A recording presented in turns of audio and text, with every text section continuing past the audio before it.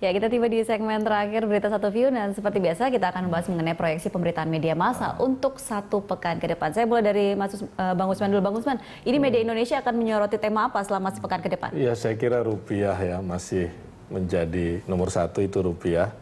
Apa antisipasi pemerintah kemarin memang sudah ditutup menguat berapa 56 poin ya. Tetapi saya kira ini juga harus kita jaga, harus kita kawal ya. Nomor 1 saya kira rupiah akan menjadi isu dan kemudian bagaimana pemerintah menanganinya, apalagi pemerintah punya ambisi meningkatkan pertumbuhan ekonomi kita hingga 7%.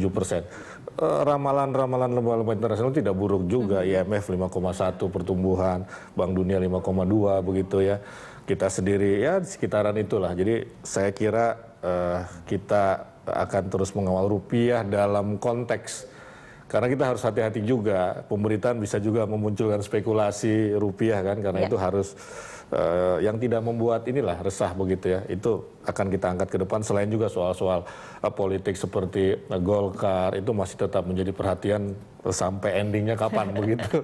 Iya. Oke, kalau dari Rakyat Merdeka Online? Saya kira yang pertama rupiah ya, minggu yang ini kan kita sudah mendapat penjelasan tentang mengapa rupiah jadi begini, mengapa dolar jadi begitu, apakah betul faktor eksternal, upaya menghancurkan ekonomi Rusia dan seterusnya gitu, sudah selesai, sudah cukup.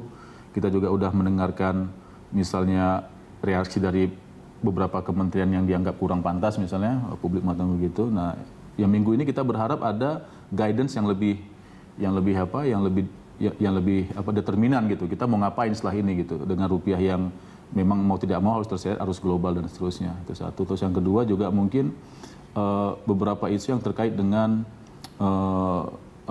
pernyataan atau keinginan untuk menjual gedung Kementerian BUMN itu misalnya. Itu juga menjadi kontroversi sepanjang pekan ini. Apalagi setelah Presiden mengatakan dia juga belum pernah mendengarkan sebelumnya.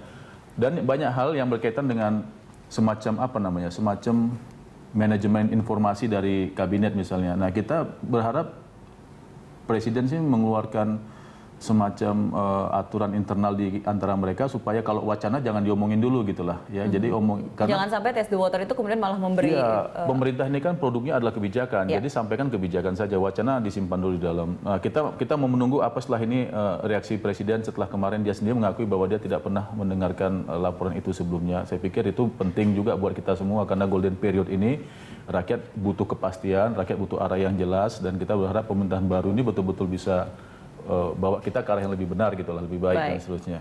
Baik, terima kasih Mas Teguh, terima kasih Bang Usman sudah ada bersama kami di Berita Satu View.